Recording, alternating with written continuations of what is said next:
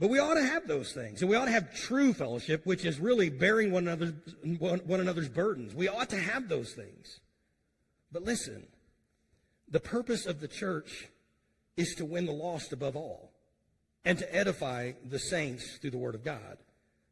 Certainly we should have fun. Certainly we should enjoy one another, but not at the cost of the church and what it stands for.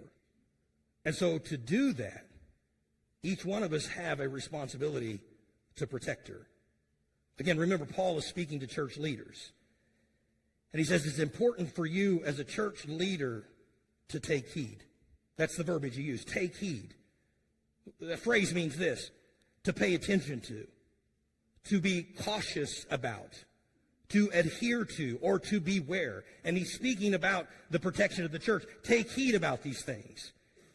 Be careful. Be cautious. Watch what's going on within the church and without the church. And I think we've gotten to a place in Christianity where we've become a little bit flippant about the church.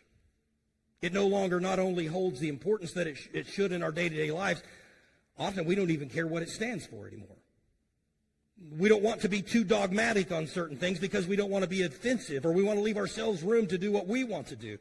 And to this point, some think that it's all about themselves and their own personal preference. This is what Paul says this: take heed.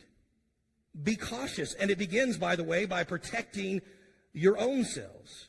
Again, verse 28 says, take heed therefore among yourselves. Look at yourselves first. Protect yourselves. In other words, he's saying this: your leadership matters. Where you stand as a leader in the church or in your home makes a difference, because the church will only be as spiritually sound as its leaders are.